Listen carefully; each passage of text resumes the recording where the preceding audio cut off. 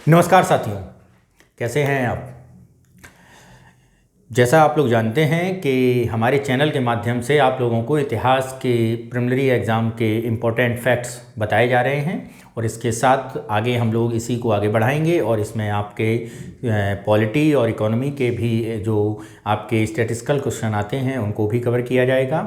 तो इतिहास में हमारा पहला ये क्लास चल रहा था और इस क्लास के दौरान अभी हम लोग प्राचीन भारतीय इतिहास को पढ़ रहे थे और इसके साथ ही आगे हम लोग आर्ट एंड कल्चर को भी देखेंगे। तो अपनी इस इतिहास की यात्रा के दौरान मित्रों हम लोग प्राचीन भारतीय इतिहास के टॉपिक्स को करते आ रहे हैं बराबर, और इन टॉपिक्स में हम लोगों ने अब तक किस किस टॉपिक्स को पढ़ लिया है। तो आप देख रहे होंगे कि हमने अपना प्री हिस्टोरिक पीरियड से यात्रा स्टार्ट की, प्रोटो में उतरे और हिस्टोरिक पीरियड में उतर गए और इस यात्रा के दौरान हम न्यूलिथिक, पॉलियोलिथिक, मेलियो-मीज़ोलिथिक इस यात्रा यानी स्टोन एज को पढ़ा। फिर उसके बाद हमने मेटल एज को पढ़ा और इस मेटल एज की यात्रा में हम लोग कॉपर एज में पढ़े और इस कॉपर एज में हम लोग ब्रॉन्ज एज में भी पढ़े और ब्रॉन्ज एज के बाद हम लोग हड़प्पा सभ्यता के बारे में जाने। हड़प्पा सभ्यता में कई क्वेश्चन बनते हैं, कई फैक्ट्स बनते हैं, उनकी साइट्स पर क्वेश्चंस बनते हैं, वो हम लोगों ने डिस्कस किया। कहाँ पे कंकाल मिला, कहाँ पे हाथी के दांत मिले, कहाँ पे घोड़े के छाप मिले, कहाँ पे कुत्ता बिल्ली मिले, कहाँ पे गर्ता आवास मिले, कहाँ पे मनुष्यों के साथ युगल में मनुष्य दफनाया जाता था और कहाँ पर मनुष्य एक अलग अलग दफनाया जाता था, कहाँ पर उसके कौन सा पीरियड NBPW था, कौन सा पीरियड BPW था, कौन सा पीरियड RBPW था, ये सारा हम लोगों ने डिस्कस कर लिया था। ठीक है, तो इसी यात्रा के दौरान हम लोगों ने वैदिक सभ्यता के बारे में जाना। वैदिक सभ्यता के बाद हम लोग मगध उत्कर्ष के बारे में जाने और मगध उत्कर्ष के दौरान 16 महाजनपदों की यात्रा करने के बाद हम पहुंच गए थे अपने अगले सेगमेंट पर, जिसमें हम लोगों ने सिकंदर का आक्रमण भी डिस्कस कर लिया था और फारसियों का यानी ईरानियों के भी आक्रमण को डिस्कस कर लिया था। तो इस आक्रमण को डिस्कस करने के दौरान एक व्यक्तित्व आपको मिला होगा जिसने मगध के शक्तिशाली राजवंश, जिसे आप नंद वंश के तौर पर जानते हैं, उसका वध किया था। तो उसके वध कराने में जिस व्यक्तित्व का सबसे बड़ा योगदान था तो वो थे आपके तक्षशिला के एक अध्यापक, एक टीचर, एक स्कॉलर, एक फिलोसफर, एक दार्शनिक, जिनका नाम था विष्णुगुप्त, जिन्हें हम लोग चाणक्य और कौटिल्य के नाम से जानते हैं। तो ये सारी चीज़ें हमने पढ़ी और इस कौटिल्य की यात्रा के दौरान कौटिल्य को एक व्यक्ति मिला। अब कौटिल्य जब अपनी इस यात्रा, इसमें एक कहानी है, वो ज़रा देख लेते हैं, वो सुनाते हैं हम आपको। कहानी क्या है ये आप ज़रा समझिए, देख लें। पहले प्राचीन भारतीय इतिहास थोड़ा लिख दें तो ज़्यादा सही लगेगा मित्रों।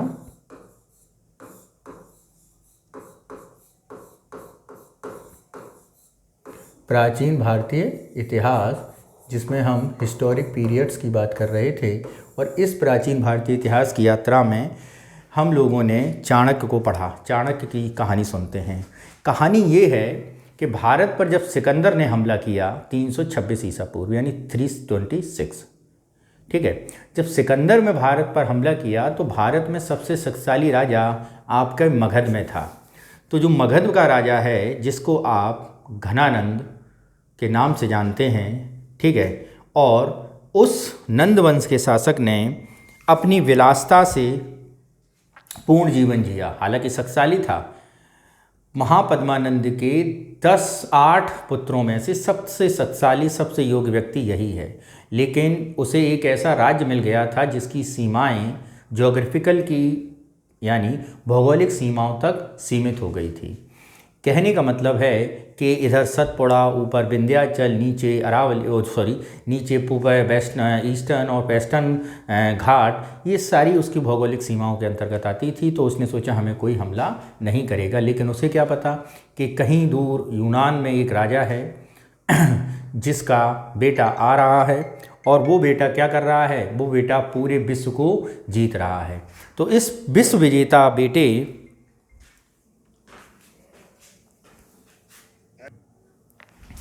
तो मित्रों कहाँ देख रहे थे हम लोग, यानी सिकंदर ने भारत पर हमला किया तो भारत में एक सबसे शक्तिशाली राजा था जिसका नाम था नंदवंश का महापद्मा घनानंद। ठीक है, तो ये जो खतरा था इसे ज़रा समझते हैं कि भारत में जो अभी जो क्षेत्र है, ज़रा इसे देखिए।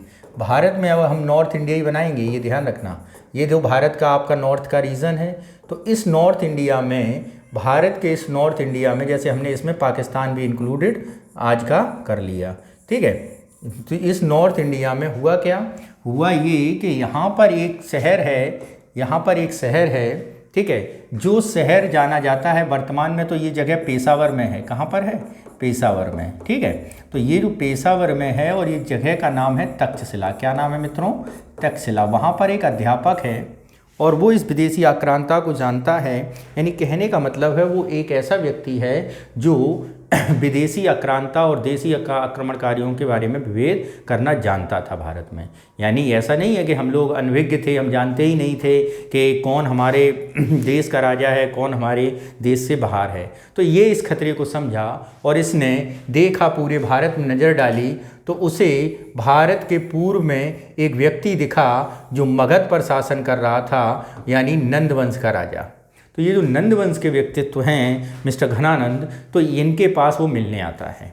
मिलने आता है तो मिलने के दौरान घनानंद क्या कर देते हैं, इनका अपमान कर देते हैं और तिरस्कार कर देते हैं और कहते हैं कि हमें किसी का भय नहीं है, चाहे जितना बड़ा सिकंदर आ जाए, चाहे कलंदर आ जाए, हम वो किसी को भी हरा सकते हैं। और चूँकि सिकंदर के पास ताकत थी, इन्हें अपनी ताकत किस पे लग रही थी? इन्हें अपनी ताकत एलिफेंट पे लग रही थी, यानी हाथी। बताया था मैंने आपको कि मगध के उत्कर्ष का एक मेन रीज़न ये था कि वहाँ पर हाथी आसानी से उपलब्ध थे, लोहा आसानी से उपलब्ध था। और सिकंदर के पास जो थे, सिकंदर के पास क्या हैं? घोड़े हैं। तो कौन तेज़ दौड़ता है, घोड़े या हाथी? तो जो हाथ तेज़ दौड़ेगा वो विजयिता बनेगा। तो यहाँ पर सिकंदर की विजयिता बनने का मेन रीज़न ये था कि सिकंदर के पास हॉर्सेस थे, घोड़े थे। तो सिकंदर के इस तीव्र आक्रमण को समझा और उसने ये जाना कि यही व्यक्ति चुनौती दे सकता है, लेकिन ये अपनी विलासिता के कारण उन्होंने सोचा यहाँ से यहाँ आएगा, यहाँ आएगा, यहाँ आएगा, यहाँ आएगा, यहाँ आएगा, तब तक कोई ना कोई हरा देगा, कोई नहीं हरा देगा तो भारत की ज्योग्राफी वो समझ नहीं पाएगा और वो नदियाँ नाले पार ही नहीं कर पाएगा और वो यहाँ आ ही नहीं पाएगा। जबकि चाणक्य ये चाहते थे कि ये व्यक्ति खुद यहाँ पे आ जाए और एक ऐसा अलायंस बनाए जो सभी राजा मिल के उसे चुनौती दें और सिकंदर की चुनौती यहाँ तक आते आते समाप्त हो जाए। लेकिन उसने ऐसा कोई भी अलायंस बनाने के लिए, किसी भी प्रकार का गुट बनाने के लिए मना कर दिया और उसके मना ही नहीं किया, चाणक्य का बहुत अपमान भी किया। जब चाणक्य का अपमान हुआ तो चाणक्य ने ये बात समझ ली कि ये भारत पर शासन करने योग्य व्यक्ति नहीं है। तो उसने ये प्रण किया कि अब भारत को एक ऐसे राजनीतिक शक्ति के रूप में उभारा जाएगा या ऐसे राजनीतिक शक्ति के रूप में बनाएंगे जो संपूर्ण भारत पर क्या करे, एक राजतंत्र, एक सीमा निर्धारित करे। यानी कहने का मतलब है एक ऐसे शक्तिशाली प्रदेश के रूप में बनाना जो भारत की भौगोलिक सीमा तक विस्तृत हो। यानी कहने को उत्तर में हिमालय तक, दक्षिण में कन्याकुमारी तक, पश्चिम में आपके अरब सागर तक और पूरब में आपकी बंगाल की खाड़ी तक उसको विस्तृत किया जाए। तो जब उसके मन में ये विचार आया तो वो वापस जब लौटने लगा तो रास्ते में उसने देखा कि एक व्यक्ति है, एक लड़का है, एक जो अपने मित्रों के साथ एक खेल खेल रहा है और इस खेल खेलने के दौरान वो आपसी विवादों को निपटा रहा है और एक ऐसे सफल सेना नायक की तरह, एक ऐसे सफल राजा की तरह निर्णय दे रहा है जो निर्णय सभी लोगों को क्या हैं, मान्य हैं। और सभी लोगों को, उसके मित्रों को ये निर्णय मान्य थे तो उसने उसे अपने शिष्य के बनने के योग्य समझा। यानी यहाँ पर आप एक बात और समझ रहे हैं, अध्यापक खुद ही समझ रहा है कि कौन उसका शिष्य बन सकता है और कौन उसके उद्देश्य को पूरा कर सकता है। यहाँ पर आपको एक उदाहरण और मैं देना चाहूँगा। जैसे आप ये समझते हैं, सुना होगा आप लोगों ने किसके बारे में, स्वामी विवेकानंद के बारे में। स्वामी विवेकानंद स्वयं को नहीं जानते थे, यानी अपनी योग्यता को नहीं जानते थे। उन्हें उनकी योग्यता का एहसास उनके गुरु रामकृष्ण परमहंस ने बताया कि आप किस योग्य हैं, और उस योग्यता से जब उनका परिचय कराया गया तो वो जगत गुरु कहलाए और एक ऐसे सशक्त भारतीय दार्शनिक के तौर पर उभरे जिनका दर्शन आज भी विश्व मानता है। तो ऐसे ही चाणक्य ने इस व्यक्ति को चुना अपने दूरगामी लक्ष्य को पाने के लिए। तो उस जो लड़का 16 वर्षीय चुना गया था, उस लड़के का नाम था चंद्रगुप्त मौर्य। बात समझना, क्या नाम था? चंद्रगुप्त मौर्य। आप ये कहेंगे सर ये कहानी है, आप के साक्ष्य क्या हैं? क्योंकि इतिहास में कोई कहानी ही रहेगी जब तक आप उसके साक्ष्य नहीं बताएंगे।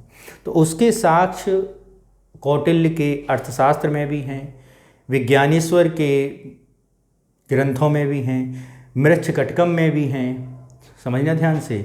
आपके विशाख दत्त के मुद्रा राक्षस में भी हैं। यानी हर जगह उसके साक्ष्य आपको प्रतीत हो जाएंगे कि मौर्य वंश।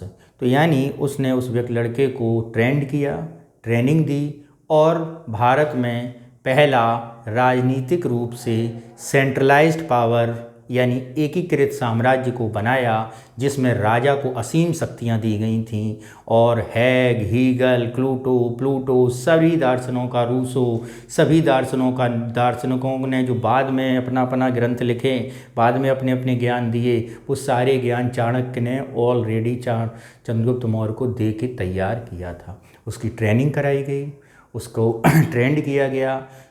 सिकंदर को समझने के लिए उसे सैनिक के तौर पे सिकंदर की सेना में भर्ती भी कराया।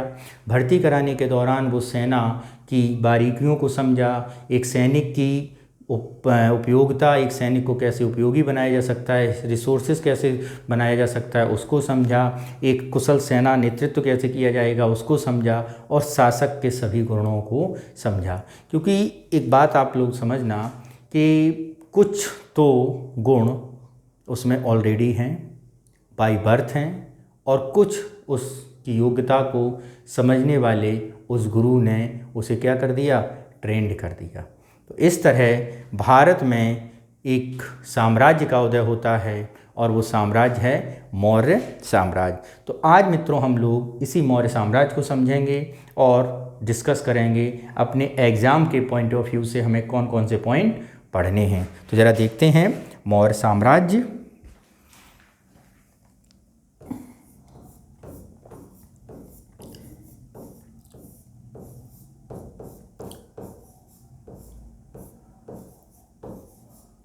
मौर्य एम्पायर।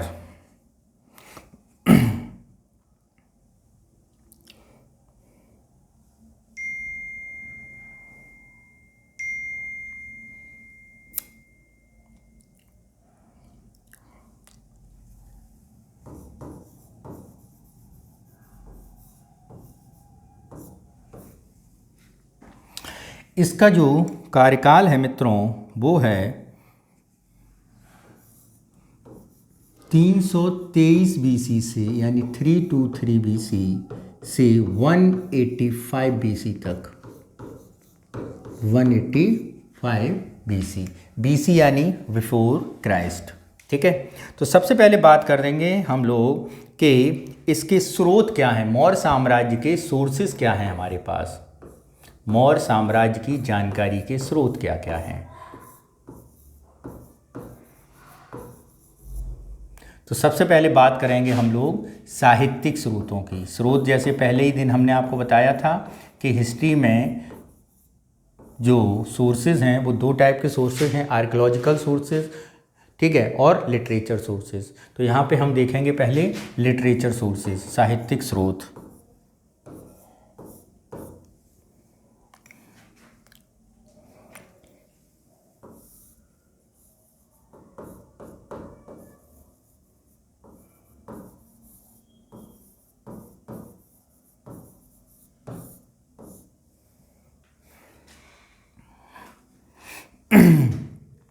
तो सबसे पहले आता है आपका अर्थशास्त्र। क्या आता है मित्रों? अर्थशास्त्र मेरे साथियों। तो अर्थशास्त्र के अगर हम राइटर के बारे में बात करें तो अर्थशास्त्र के राइटर हैं चाणक्य, या इनका नाम है कौटिल्य, या इसे हम लोग जानते हैं किसके नाम से, विष्णुगुप्त के नाम से। किसके नाम से जानते हैं मित्रों, विष्णुगुप्त के नाम से जानते हैं। ठीक है, पहली बुक जिसके बारे में हमें जानकारी मिलती है।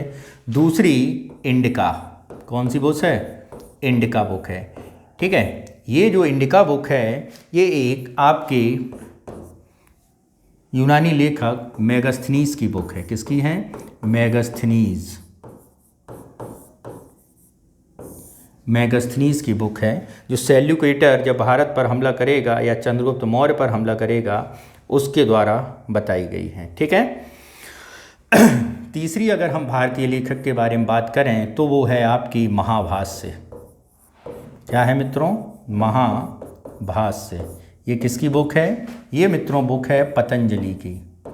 जी हाँ, पतंजलि जो दर्शन देंगे, दर्शन यानी एक आपको फिलॉसफी जिसको आप योग दर्शन के नाम से जानेंगे। ठीक है, तीसरी अगर हम बुक के बारे में बात करें तो है वो आपकी मुद्रा राक्षस, जिसके राइटर हैं आपके विशाख दत्त। क्या बताया था, विशाख दत्त। ठीक है, पांचवी बुक के बारे में अगर हम बात करें तो कल्पसूत्र। कौन सी बुक है, कल्पसूत्र, जिसमें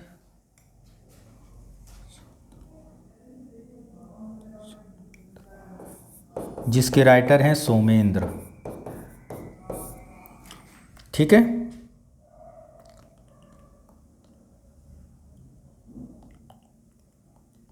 सॉरी, इसके राइटर सोमेंद्र नहीं, विशाख दत्त, विशाख दत्त।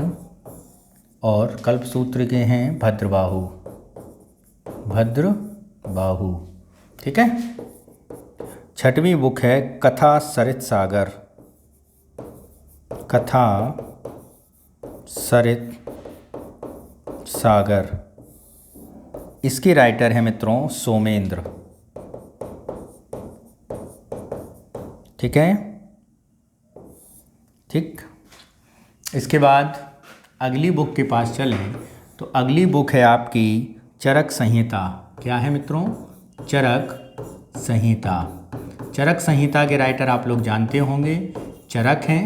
कौन है मित्रों, चरक हैं। ठीक, तो ये कुछ बुक्स हैं या लिटरेसी सोर्सेज हैं जिनके बारे में हमें जानकारी मिलती है। किसके, आपके मौर्य की। ठीक है, किसकी जानकारी मिल रही है, मौर्य डायनेस्टी की जानकारी मिलती है। इसके अलावा आप लोग जानते हैं कि हमारे पास कुछ इंस्क्रिप्शन भी हैं या साहित्यिक स्रोत भी हैं। तो इन साहित्यिक स्रोतों को इन जो आपके साहित्यिक स्रोत हो गए हैं, इसके अलावा हमारे पास पुरातात्विक स्रोत भी हैं। तो उनसे भी हमें जानकारी मिलती है क्या, कि कौन कौन से राजा या कौन कब और कहाँ तक आपके मौर्य साम्राज्य की सीमा थी, कौन सा राजा कब हुआ और उस राजा का योगदान क्या। तो ज़रा देख लेते हैं एक बार हम लोग क्या, हमारे पुरातात्विक स्रोत भी। मित्रों ये आपका पीटी स्पेशल क्लासेस है, तो आप लोग इसे ज़रा ध्यान से देखें। फैक्ट इसीलिए मैं बार बार डिस्कस कर रहा हूँ। पुरातात्विक स्रोत यानी आर्कियोलॉजिकल सोर्सेज, आर्कियोलॉजिकल सोर्सेज। ठीक है, तो इसमें अगर हम बात करें सबसे पहले बात होगी अभिलेखों की। किसकी बात होगी, अभिलेखों की।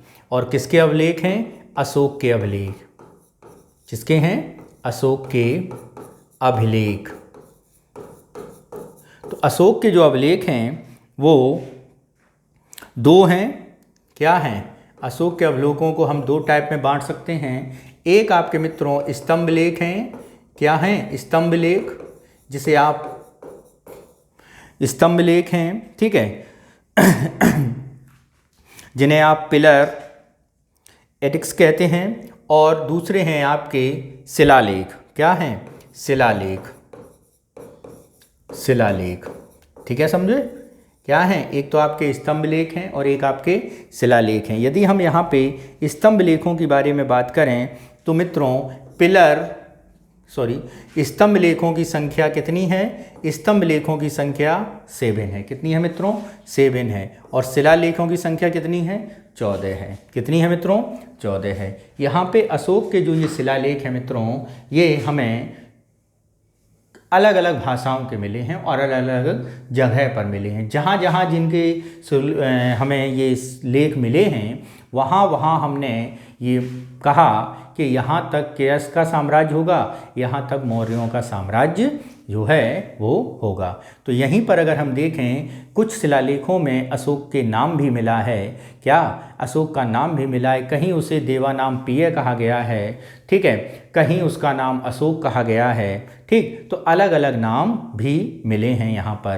तो यहाँ पर जो अभिलेख हैं वो हमें इसकी ज्योग्राफी बताते हैं, यानी राजनीतिक पॉलिटिकल बाउंड्रीज बताते हैं। दूसरी, वहाँ की उस समय की लिपि के बारे में भी जानकारी देते हैं, क्योंकि अशोक के ये जो अभिलेख हैं वो किन किन भाषा में मिले हैं। अगर हम भाषाओं के बारे में बात करें तो ये हमें मिले हैं खरोष्टी में। किस भाषा में मिले हैं? खरोष्टी में। ये हमें मिले हैं अरमाइक में। किस भाषा में मिले हैं मित्रों? अरमाइक में मिले हैं, ठीक है। और अगर हम बात करें, ये हमें ब्राह्मी भाषा में मिले हैं। किस में? ब्राह्मी भाषा में मिले हैं, ठीक है। और ये जो हमें ब्राह्मी भाषा के साथ साथ अशोक के अभिलेख, ठीक है, हमें खरोष्टी में भी मिले हैं, ब्राह्मी में भी मिले हैं, अरमाइक में भी मिले हैं, यूनानी भाषा में भी मिले हैं, ठीक है। यूनानी भाषा में भी क्या है? मिले हैं। और अगर हम यहाँ पे बात करेंगे कि अशोक के जो ये अभिलेख हैं जो इन भाषाओं में मिले हैं, ये हमें कब पढ़ लिए? तो अशोक के अभिलेखों को पढ़ने में सबसे पहले सफलता 1837 में मित्रों। कब? 1837 ईस्वी में एक अधिकारी थे, अंग्रेज अधिकारी, जिनका नाम था जेम्स प्रिंसेप। क्या नाम है मित्रों? James Prinsep. ने इनको पढ़ के बताया था, यानी सबसे पहले अशोक के अभिलेख हमने कब पढ़ के दिखाए? वो हमने पढ़ के दिखाया 1837 में जेम्स प्रिंसेप के द्वारा। किसके द्वारा? जेम्स प्रिंसेप के द्वारा हमने सबसे पहले इन अभिलेखों को क्या हुआ? पढ़ के बताए हैं, ठीक है मित्रों, ठीक है।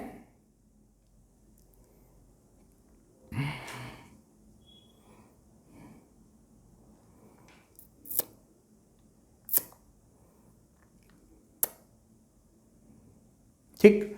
अब इसके बाद बात जरा कर लेते हैं, यहीं पर डिस्कस कर लेंगे अशोक के ये जो 14 इंस्क्रिप्शंस मिले हैं, 7 आपके पिलर्स इंस्क्रिप्शन मिले हैं। तो ज़रा इनमें किस में क्या है और कौन कौन से हैं, ज़रा इनको देख लेते हैं।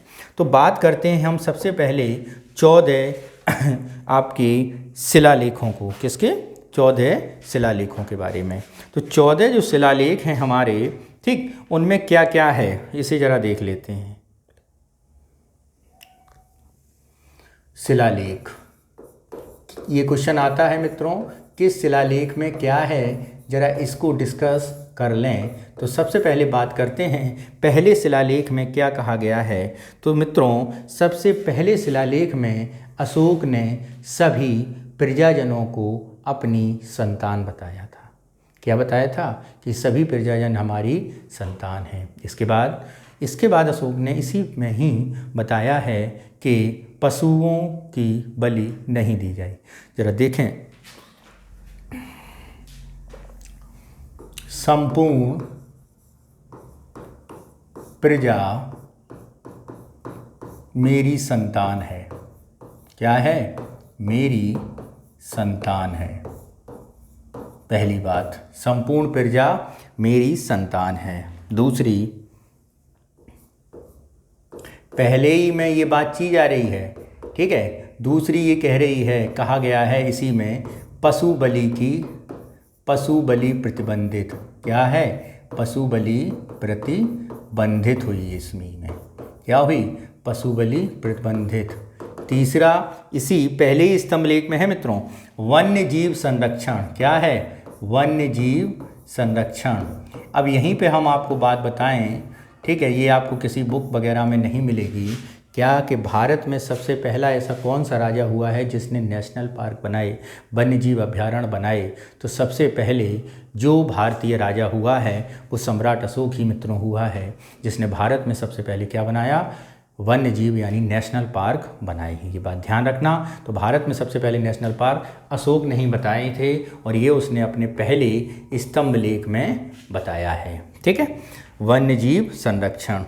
द्वितीय शिलालेख में अगर हम बात करें, पहली बात इसमें कही गई है प्रजा के लिए कल्याणकारी कार्य, के लिए कल्याणकारी कार्य, के लिए कल्याणकारी राज्य। ठीक है, कल्याणकारी राज्य की संकल्पना यहाँ पर दी गई है। कार्यक्रमों को घोषित किया गया है कि कैसे एक राजा एक कल्याणकारी राज्य यानी सोशल वेलफेयर स्कीम्स चलाने का काम भी अशोक द्वारा ही किया गया था। ठीक है, यानी कैसे एक राज्य किसी भी अपनी प्रजाजन का भलाई करेगा, ये हमें सम्राट अशोक ने अपने द्वितीय शिलालेख में बताया है। और इसके लिए उसने क्या किया है जरा उसे देखते हैं। कल्याणकारी राज्य के लिए इसने क्या किया है? एक काम किया है, वो है, आप समझ जाएंगे, मानव और पशुओं की चिकित्सा का प्रबंध किया है। पशुओं की चिकित्सा का प्रबंध। ठीक है, पहली बात। तृतीय शिलालेख की अगर हम बात करें, जो हमारा थर्ड शिलालेख है, वो ब्राह्मणों के सम्मान की बात कर रहा है। क्या कर रहा है? ब्राह्मणों के सम्मान की बात यहाँ पर बात की गई है, यानी ब्राह्मणों का सम्मान करना सबका धर्म है, इसको बताया गया है। इसी में ही महामात्यों के बारे में बताया गया है। महामात्यों का मतलब है, यहाँ समझ लीजिए, जैसे हमारे मिनिस्टर्स होते हैं, मिनिस्टर यानी मंत्रियों, मात्य और मंत्रियों की सहायता के लिए अमात्य होते थे, जिन्हें आजकल आप लोग सेक्रेटरी या सचिव के तौर पर जानते हैं। यानी महामात्यों की नियुक्ति के बारे में बताया गया है। महामात्यों की नियुक्ति के बारे में यहाँ पर क्या किया है?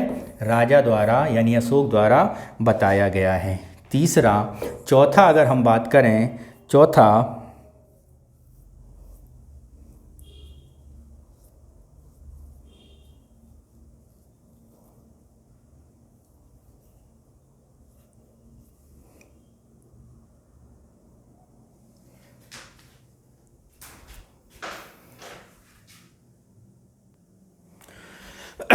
चौथा जो है उसकी अगर हम बात करें तो बैरी घोष की जगह, बैरी घोष के स्थान पर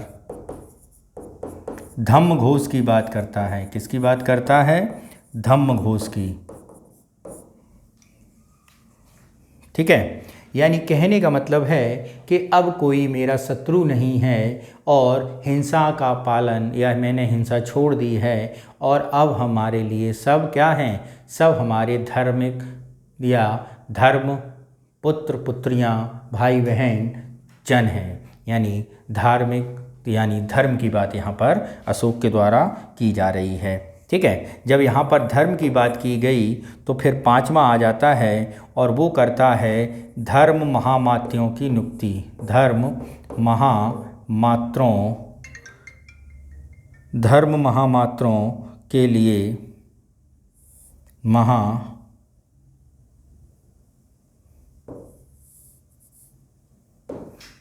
धर्म महामात्रों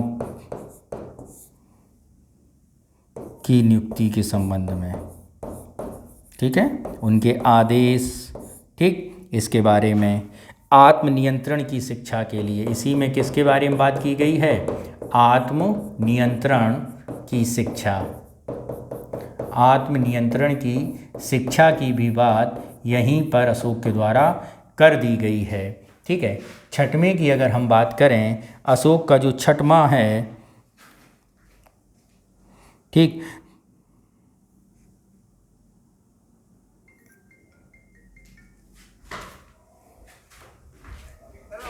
हाँ सर, पांचवा क्या था? धर्म महामात्रों की नियुक्ति के संबंध में। ठीक है मित्रों, छठवें की अगर हम बात करें तो छठवां जो है मित्रों, धर्म महामात्रों को आदेश की बात यहाँ पर की गई है। क्या है? धर्म महामात्रों को आदेश की बात है, यहाँ पर को आदेश की बात की गई। ये मित्रों अशोक के टाइम पे फिर अभी नहीं तब नहीं बताएंगे, अभी देख लीजिए। ठीक है, और इसी में एक बात और की गई है, वो है आत्मनियंत्रण की बात। किसकी बात? आत्मनियंत्रण की बात आपके छठी अब महाल शिलालेख में ही की गई है। ठीक है, सातवें में आप बात करें तो मित्रों सातवां जो कह रहा है वो सभी संप्रदायों के लिए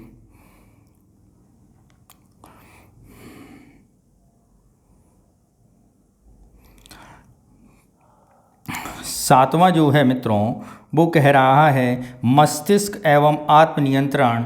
ठीक है, यहाँ पे बात करते हैं,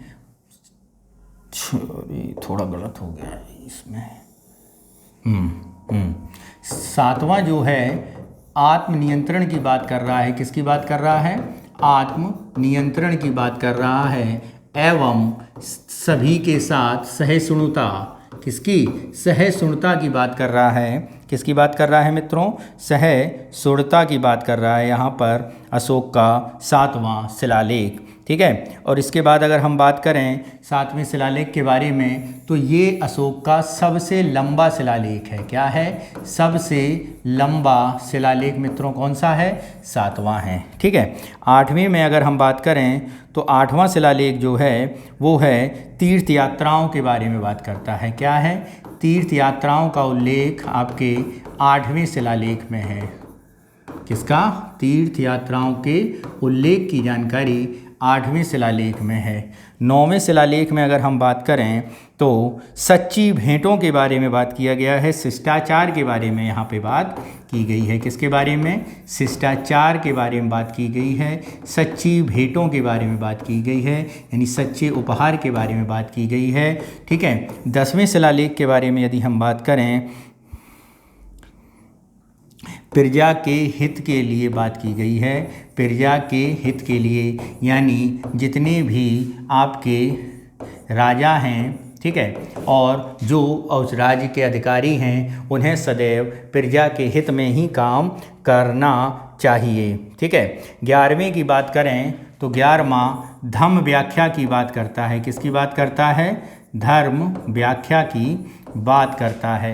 12वां की अगर हम बात करें तो 12वां धार्मिक सहिष्णुता की नीति के बारे में बात करता है। किसकी? धार्मिक सहिष्णुता की नीति के बारे में बात करता है। ठीक है, धार्मिक सहिष्णुता। ठीक है, स्त्री महापात्र की नियुक्ति के बारे में यहाँ भी चर्चा है। महापात्रों के रूप में इनकी नियुक्ति के बारे में भी यहाँ पर चर्चा की गई है। ठीक है, 13वें की बात करें तो 13वां जो है कलिंग युद्ध के वर्णन के बारे में बात करता है। कलिंग युद्ध के बारे में यहाँ पर बताता है। ठीक है, 14वें की बारे में बात करें तो 14वें के बारे में बात करें, क्या कहता है? जनता को धार्मिक जीवन जीने के लिए प्रेरित करने की बात करता है। जनता को धार्मिक जीवन जीने की बात करता है। धार्मिक जीवन जीने के लिए बात करता है। ठीक है मित्रों, ये बात है, धार्मिक जीवन जीने के लिए बात करता है। तो ये अशोक के 14 शिलालेख हैं। ठीक है, अशोक के ये क्या है मित्रों? 14 शिलालेख हैं जिनमें हमें अशोक के बारे में जानकारी पूरी मिलती है। ठीक है, इसके अलावा अशोक के जो हमें 7 स्तंभ लेख भी मिले हैं। क्या मिले हैं? अशोक के हमें अगर आप देखेंगे ये जो 7 स्तंभ लेख हैं इसके बारे में बात करें तो अशोक के 7 स्तंभ लेख कहाँ पर मिले हैं? स्तंभ लेख के बारे में बात करें तो कितने हैं? 7 स्तंभ लेख। कितने हैं मित्रों? 7 हैं। और ये कहाँ पर मिले हैं? तो यहाँ पर यदि हम बात करें, पहला टोपरा स्तंभ लेख। कौन सा है मित्रों? टोपरा स्तंभ लेख। ठीक है। ये टोपरा जो स्तंभ लेख है वो अंबाला से मिला है। कहाँ से मिला है? अंबाला से मित्रों मिला था, अंबाला से। और यही अंबाला का जो टोपरा अभिलेख है इसे फिरोज शाह तुगलक कहाँ ले आया है? दिल्ली लाया गया। कहाँ लाया गया? दिल्ली लाया गया। और कौन लेके आया था अंबाला से? अगर हम बात करें तो फिरोज शाह तुगलक। अभी आगे आपको जब मेडिवल बताएंगे तो फिरोज शाह तुगलक द्वारा इसे दिल्ली के किले में स्थापित या दिल्ली लाया गया था। ठीक है। ऐसे ही अगर हम बात करें अगले की, वो है आपका मेरठ का स्तंभ लेख। कौन सा? मेरठ का स्तंभ लेख। और ये भी कहाँ आ गया है मित्रों? ये भी आपका दिल्ली आ गया है। और इसको भी कौन लाया है? FST ही लाया है। तीसरे की अगर हम बात करें तो तीसरा है आपका सारनाथ। ठीक है, सारनाथ का स्तंभ लेख। और सारनाथ के स्तंभ लेख के बारे में अगर हम मित्रों बात करें तो ये भारत का राष्ट्रीय चिन्ह भी है, नेशनल एम्बलम भी है। राष्ट्रीय चिन्ह जो लिया गया है वो इसी से ही लिया गया है। इसी स्तंभ लेख में जो चिन्ह दिया गया है, राष्ट्रीय चिन्ह इसी से यानी सारनाथ लेख से ही लिया गया है। इसके बाद अगर हम बात करें इलाहाबाद अभिलेख, किसका? इलाहाबाद वाला अभिलेख। ये अभिलेख अकबर द्वारा कहाँ? अकबर द्वारा इलाहाबाद के किले में रखवाया गया था। ठीक है। और ये कहाँ से मिला है मित्रों? ये कौशाम्बी से प्राप्त हुआ है। कहाँ से प्राप्त हुआ है? कौशाम्बी से मित्रों प्राप्त हुआ है। और इस अभिलेख को रानी का अभिलेख भी कहा जाता है। रानी का अभिलेख भी कहा जाता है मित्रों इसे। किसे? इसे इलाहाबाद के अभिलेख को क्या कहा जाता है? रानी का अभिलेख। और ये मित्रों जो इलाहाबाद का अभिलेख है ये आपका अगर हम बात करें तो सबसे पहले मित्रों इस पे अशोक के द्वारा लिखा गया, यानी अशोक ने स्मरण लिखवाया। अशोक के बाद आपके समुद्रगुप्त ने इसमें लिखावट की। किसने की? समुद्रगुप्त ने की। और समुद्रगुप्त के बाद आपके दूसरे एक राजा आएंगे जिनका नाम है जहांगीर। इसने भी क्या किया? इसमें अपना एक लेख लिखाया।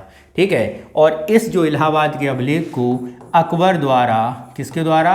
अकबर द्वारा इलाहाबाद के किले में स्थापित किया गया। अकबर द्वारा इलाहाबाद के किले में रखवाया गया था।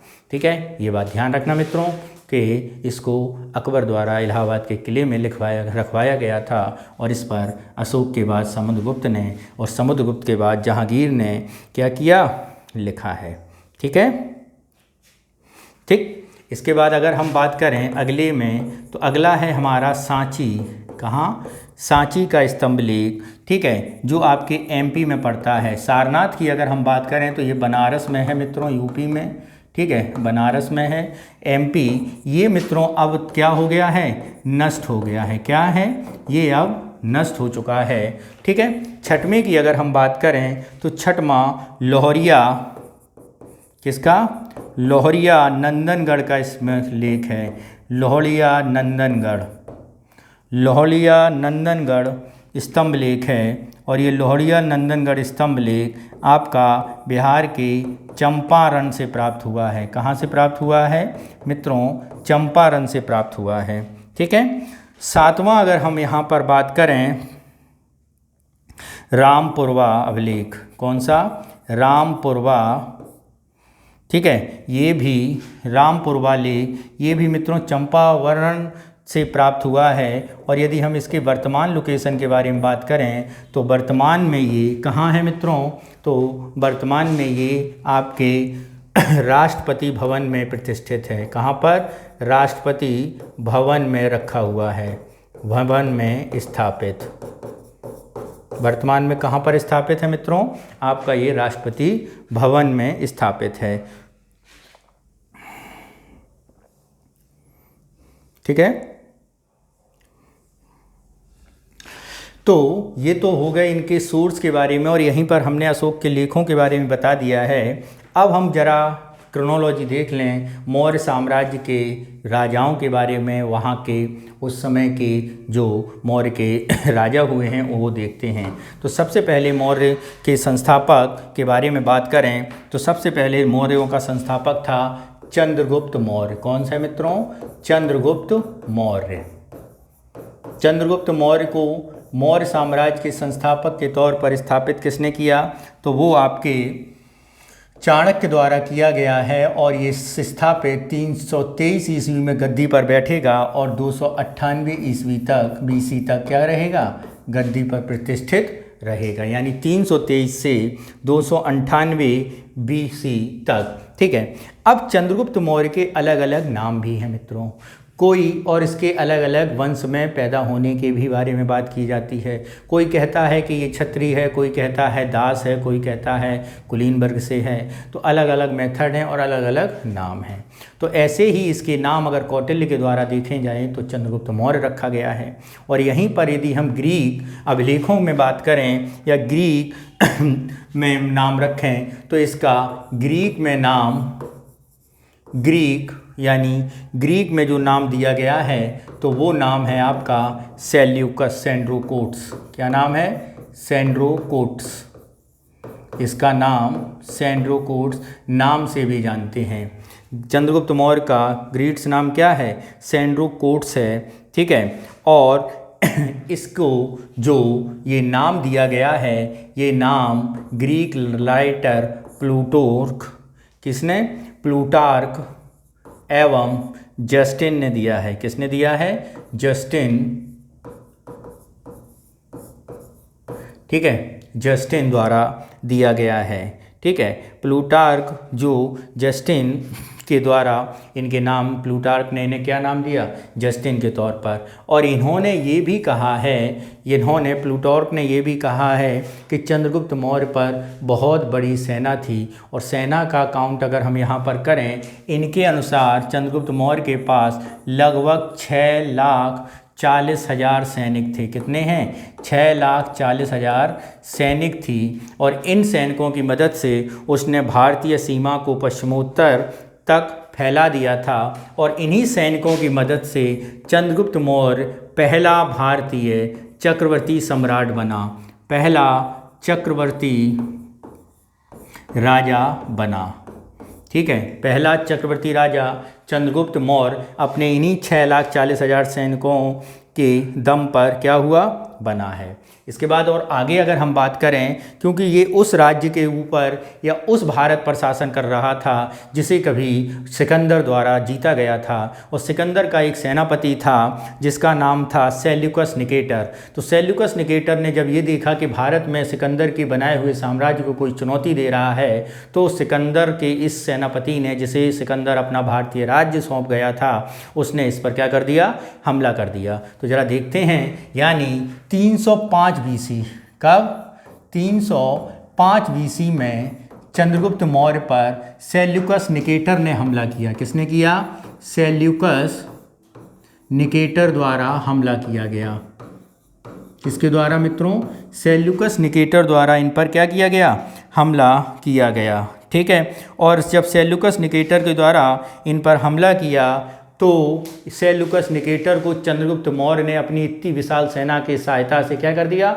हरा दिया। जब सेल्यूकस निकेटर हारता है तो फिर काबुल कंधार भी चंद्रगुप्त मौर्य को मिल जाता है, यानी पश्चिमोत्तर प्रांत में भी अब चंद्रगुप्त मौर्य का शासन हो गया। और चंद्रगुप्त मौर्य यहीं पर नहीं रुकता है और चंद्रगुप्त मौर्य से अपनी मित्रता स्थापित करने के लिए, राजनीतिक संबंध बनाने के लिए सेल्यूकस निकेटर अपनी पुत्री हेलेना का विवाह भी चंद्रगुप्त मौर्य से करता है। तो जरा यहीं पर 2 पॉइंट और जोड़ते हैं कि काबुल, कंधार, हेरात और, ठीक है, इस निकेटर का आक्रमण हुआ। ठीक है, का आक्रमण, जिसमें कौन जीतता है? जिसमें निकेटर हारा। ठीक है, और चंद्रगुप्त मौर्य जीता। और ठीक है, चंद्रगुप्त मौर्य की विजय की क्या हुई? विजय हुई। और इस विजय से चंद्रगुप्त को काबुल, कंधार, या आप सीधा सीधे कह दें पश्चिमोत्तर प्रांत प्राप्त हुआ। ठीक है, पश्चिमोत्तर प्रांत प्राप्त हुआ। और इसके साथ ही इसमें एक सेल्यूकस निकेटर की पुत्री हेलेना का विवाह किससे हुआ? चंद्रगुप्त मौर्य से हो गया है। ठीक है, चंद्रगुप्त मौर्य से इसका विवाह हो जाता है और इसके साथ ही इसे एक दार्शनिक, एक राइटर मेगास्थनीज प्राप्त होता है। कौन मिला? मेगास्थनीज भी भेंट किया। ये भी क्या किया गया? भेंट किया गया। किसके द्वारा? सेल्यूकस निकेटर के द्वारा। ठीक है, और जब सेल्यूकस निकेटर के द्वारा ये भी भेंट किया गया और इसके साथ ही सेल्यूकस निकेटर ने क्या? सेल्यूकस निकेटर ने चंद्रगुप्त मौर्य को 500 हाथी भी भेंट किए। क्या किए? 500 हाथी भी भेंट किए। ठीक है, 500 हाथी भी सेल्यूकस निकेटर ने क्या किया? चंद्रगुप्त मौर्य को भेंट किए। ठीक है, इसके अलावा जब उसने अपनी पूरी पश्चिमोत्तर क्षेत्र में सीमा बढ़ा ली, अब उसने कुछ प्रजाजन के लिए काम करना शुरू किया और ऐसी प्रजाजन के काम करने के लिए उसने गुजरात के जूनागढ़ या गिरनार पर्वत पर, ठीक है, गिरनार पर्वत पर एक झील बनाई। कौन सी झील बनाई? जिसको हम जानते हैं सुदर्शन झील। कौन सी झील मित्रों? सुदर्शन झील का निर्माण कराया। सुदर्शन झील का निर्माण कराया किसने? चंद्रगुप्त मौर्य ने। किसने कराया मित्रों? चंद्रगुप्त मौर्य ने सुदर्शन झील का निर्माण करवाया। और इस सुदर्शन झील के बारे में जो जानकारी हमें मिलती है, ठीक है, वो किसके द्वारा मिलती है? इस सुदर्शन झील के बारे में जानकारी हमें जूनागढ़ अभिलेख में मिलती है।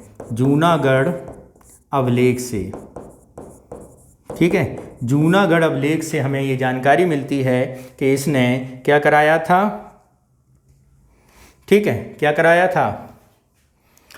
सुदर्शन झील का निर्माण करवाया था चंद्रगुप्त मौर्य ने। अब जूनागढ़ अभिलेख के बारे में यहीं पर थोड़ा देख लें। ये जो अभिलेख था ये किसका था? रुद्र दामन का था। और ये जो अभिलेख है ये पहला संस्कृत भाषा का अभिलेख है। किस भाषा का है मित्रों? संस्कृत भाषा का अभिलेख हमारा कौन सा है? जूनागढ़ अभिलेख। ठीक है, जूनागढ़ अभिलेख है। ठीक, अब बात करते हैं कि ये जो जूनागढ़ अभिलेख है ये रुद्रदामन ने बताया है। क्या बताया है? तो रुद्रदामन ने ये वर्णन किया है इस अभिलेख में कि सम्राट चंद्रगुप्त मौर्य द्वारा निर्मित सुदर्शन झील का हम पुनरुद्धार कराते हैं। और यही पुनरुद्धार बाद में जब गुप्त पीरियड आएगा तो स्कंदगुप्त दोबारा इस झील का पुनरुद्धार कराएंगे। तो इस आधार पर ये कहा जाता है कि चंद्रगुप्त मौर्य द्वारा ये बनी हुई झील काफ़ी लंबे समय तक उस जगह के लोगों के लिए सिंचाई और परिवहन का साधन बनी रही थी। ठीक है, तो अगर हम बात करते हैं तो इसने जीर्णोद्धार कराया था। किसका? इस झील का जीर्णोद्धार एक इसने कराया था। और इसके बाद जो दूसरा व्यक्ति आएगा गुप्त वंश का, स्कंदगुप्त द्वारा भी इस झील का जीर्णोद्धार जो है वो कराया गया था मित्रों। ठीक है, स्कंदगुप्त के द्वारा भी इस झील का जीर्णोद्धार कराया गया था। ठीक, तो ये सारी बातें हो गई। अब ये सारी जब बातें हो गई थी तो इसके बाद बात आती है कि आगे क्या हुआ। तो आगे ये हुआ कि 300 BC में, कब? 300 BC में चंद्रगुप्त मौर्य ने क्या किया? चंद्रगुप्त मौर्य ने मित्रों जैन धर्म की ओर मूव करना शुरू कर दिया। किसकी ओर? जैन धर्म की ओर मूव करना शुरू कर दिया। और 300 BC में चंद्रगुप्त मौर्य ने एक जैन संगति कराई, यानी जैन सम्मेलन कराया। किसने? चंद्रगुप्त मौर्य ने जैन संगति क्या कराया मित्रों? जैन संगति कराई। किसमें? 300 BC में। और इस जैन महासंगति में क्या है? इस जैन महासंगति में भद्रबाहु के द्वारा जो जैन धर्म के उपदेश की बात दिया गया, तो चंद्रगुप्त मौर्य ने जैन धर्म अपना लिया। और जैन धर्म अपनाने के बाद अपना सारा राज्य अपने पुत्र, हेलेना का पुत्र होगा बिंदुसार, उसको दे दिया। और इसके बाद उसने जैन धर्म के अनुसार संलेखना या संधारा के द्वारा अपने प्राण त्याग दिए। तो मित्रों, संधारा या संलेखना के बारे में यदि हम बात करें तो इसके बारे में हम, हालांकि आपको जब रिलीजियस मूवमेंट बताएंगे तब बताएंगे, फिर भी थोड़ा बता देते हैं कि जैन धर्म में जब आप ईश्वर को अपना समर्पण के भाव से प्राण त्याग दें तो वो प्रथा, वो मेथड संलेखना कहलाती है, और जिसमें हम पहले अन्न, जल और फिर सांस का त्याग करते हैं।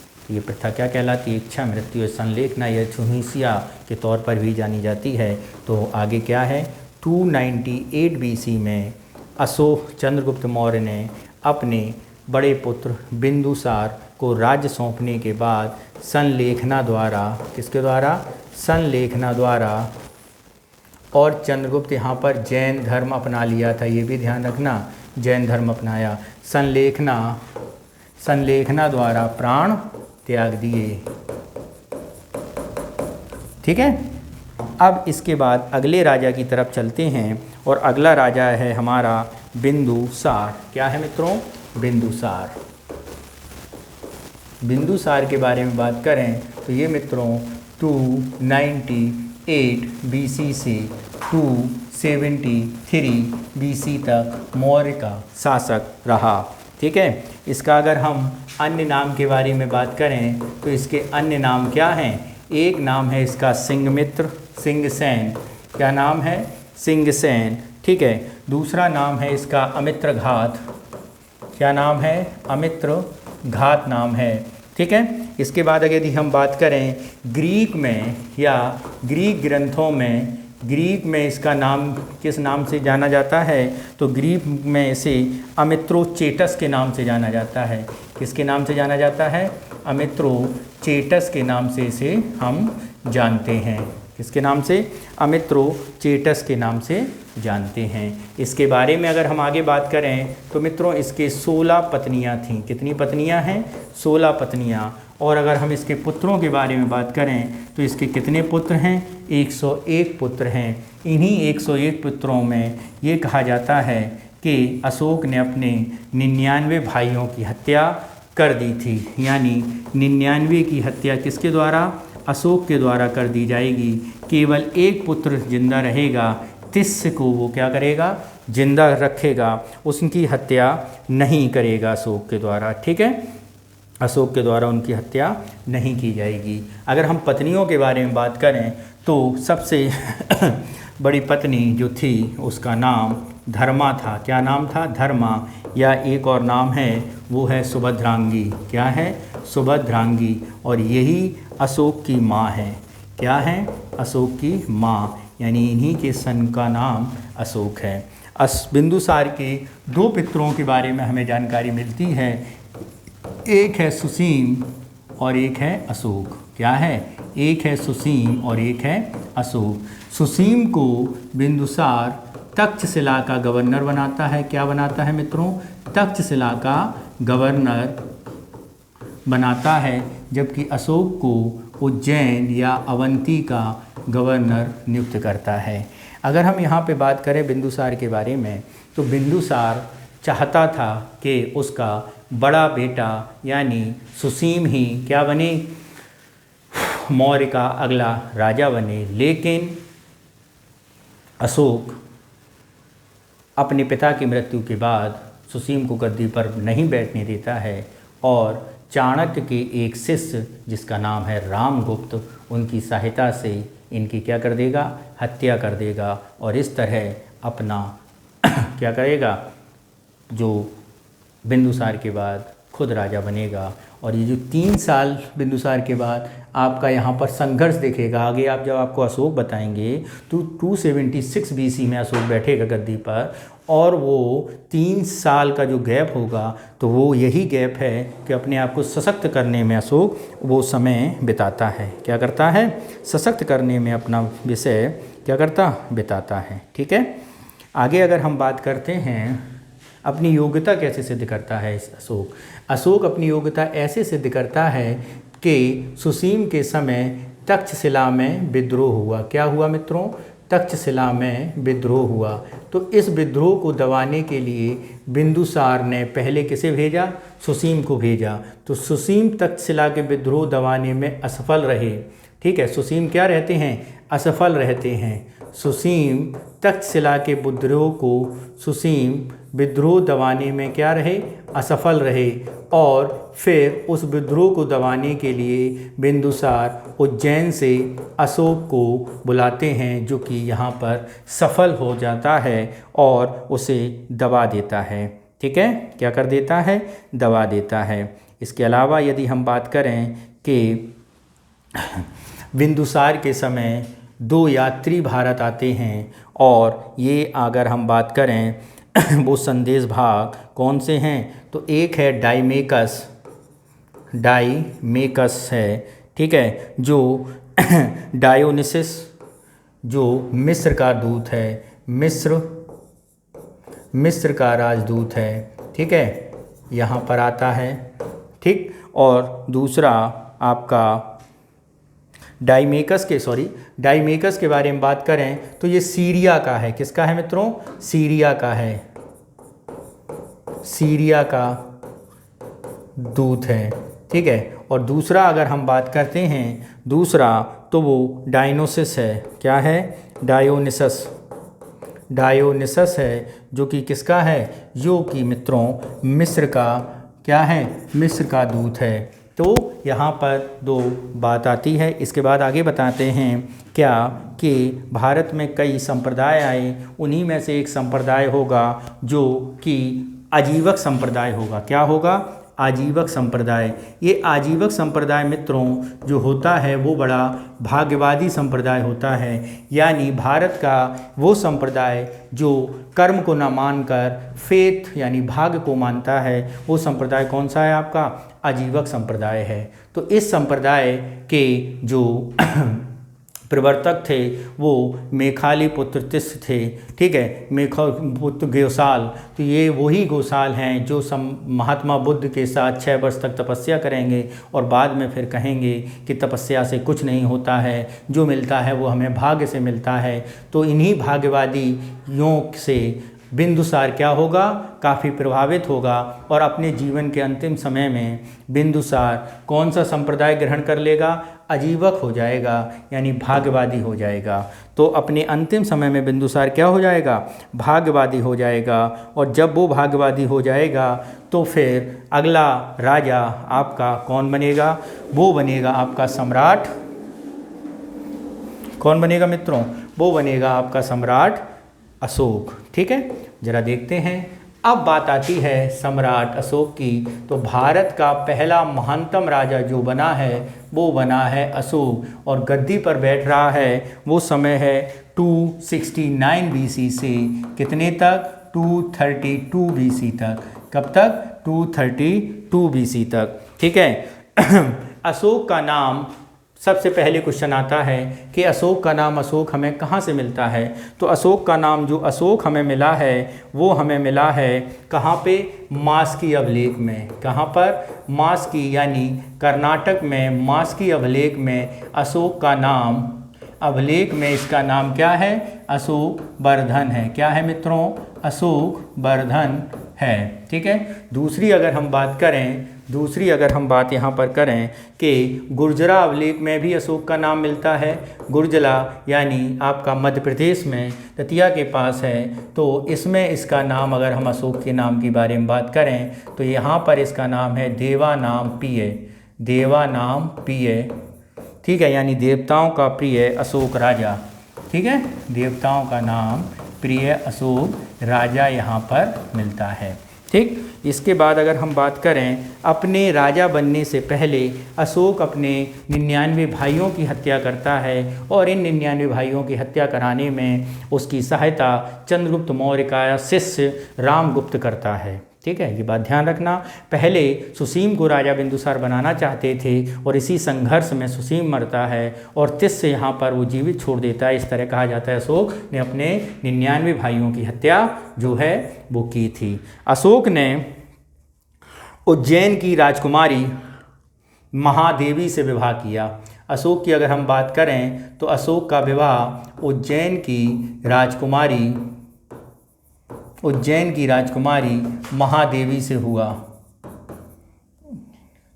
महादेवी से पहली पत्नी थी। ये क्या थी? अशोक की पहली पत्नी। इनके एक पुत्र और एक पुत्री हुई। एक पुत्र है और एक पुत्री है। ठीक है। पुत्र का नाम है महेंद्र। क्या नाम है मित्रों? महेंद्र। और पुत्री का नाम है क्या? संघमित्रा। क्या नाम है? संघमित्रा। इसके बाद अशोक के 13वें शिलालेख से आपको जानकारी मिलती है कि अशोक ने कहाँ पर हमला किया था? अशोक ने कलिंग पर हमला किया था। और कलिंग युद्ध की भयावहता को देखकर ही अशोक का मन विचलित हो गया और उसने धर्म बैरी घोष की जगह धर्म घोष की घोषणा कर दी। तो अगर हम इस युद्ध के पहले की कहानी बात करें तो अशोक ने कलिंग से केवल हाथियों की आग्रह किया था कि हमें हाथी दे दो, जो कि कलिंग के राजा ने देने से मना कर दिया। तो ये जो युद्ध हुआ था कलिंग का, वो हाथियों पर वर्चस्व या हाथियों को प्राप्त करने के लिए हुआ था। और इस युद्ध के दौरान अशोक ने कलिंग की जीतने के दौरान अशोक ने कलिंग की राजकुमारी से विवाह किया। किससे? कलिंग की राजकुमारी से विवाह किया। तो कलिंग की जो राजकुमारी थी, दूसरा विवाह अशोक ने कलिंग की राजकुमारी से किया। कलिंग की राजकुमारी के नाम की अगर हम बात करें तो कारुवाकी नाम था। क्या नाम था? कारुवाकी। और कारुवाकी का जो पुत्र हुआ, इसका पुत्र कुणाल हुआ। ठीक है। कौन हुआ? कुणाल, जो अशोक के बाद क्या बनता है? राजा बनता है। अशोक के बाद, ठीक है, कुणाल है। और इसी कुणाल का जो पुत्र है, इसी कुणाल का जो पुत्र है, जिसका नाम दशरथ है, वो अशोक के बाद गद्दी पर बैठता है। अशोक के बाद मौर्यों की गद्दी पर कौन बैठता है? दशरथ बैठता है। ठीक है। अगर हम कलिंग युद्ध के बारे में बात करें तो कलिंग युद्ध मित्रों, कलिंग युद्ध के बारे में बात करें तो कलिंग युद्ध अपने 9 वर्ष के इतिहास के बाद अशोक ने 261 BC में कलिंग से पर आक्रमण किया था। ठीक है। और इस समय कलिंग की जो राजधानी थी वो क्या थी? कलिंग की राजधानी तोसली थी। क्या नाम था? तोसली। कलिंग की क्या थी मित्रों? राजधानी थी तोसली। ठीक है। और इस समय कलिंग का अगर हम राजा की बारे में बात करें तो कलिंग का राजा नंदराज था। क्या नाम था? नंदराज था।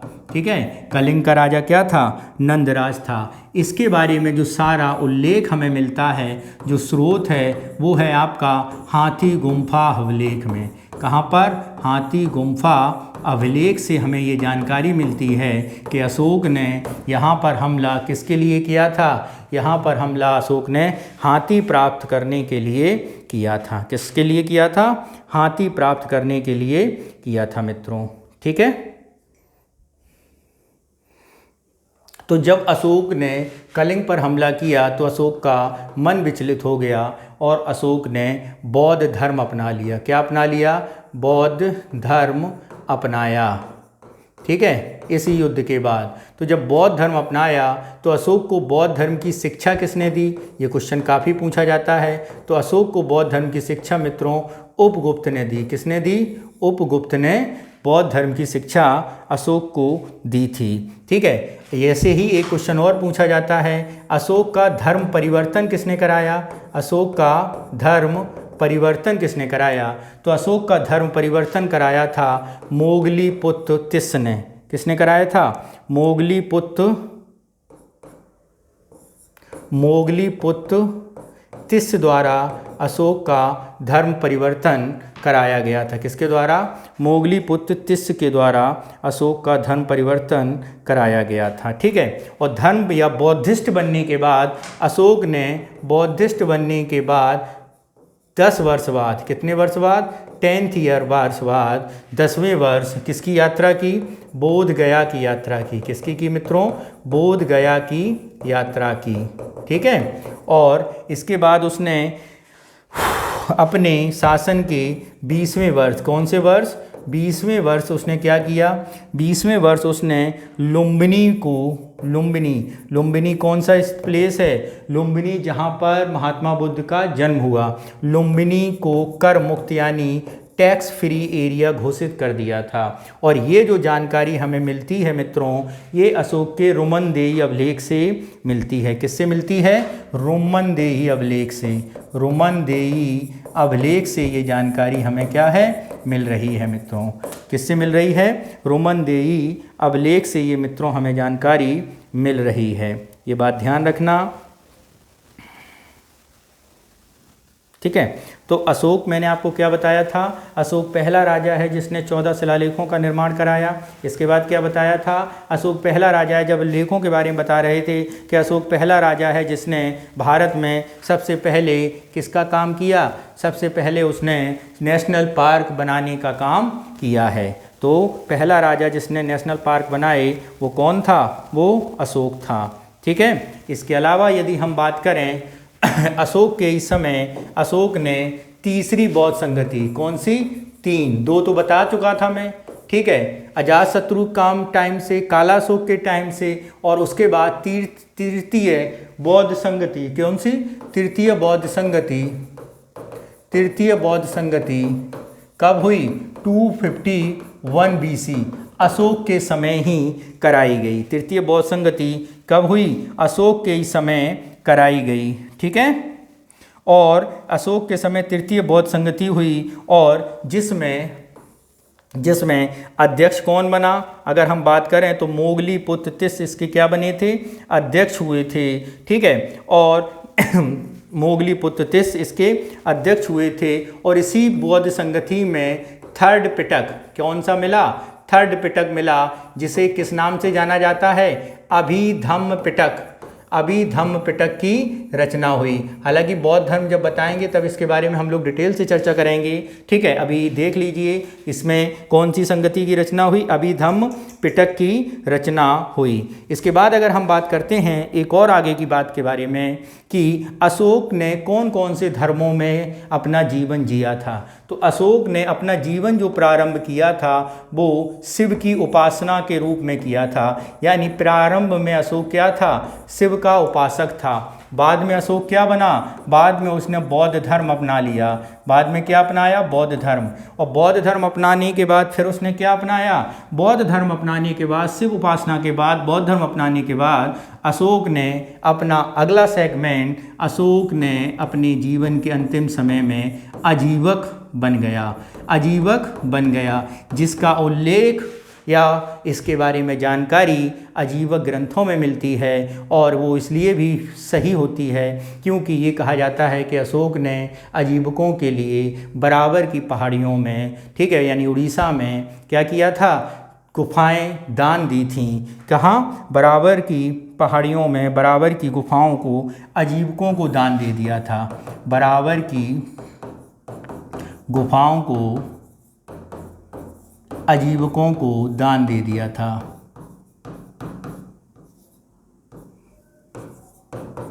दान में दे दिया था मित्रों, ठीक है।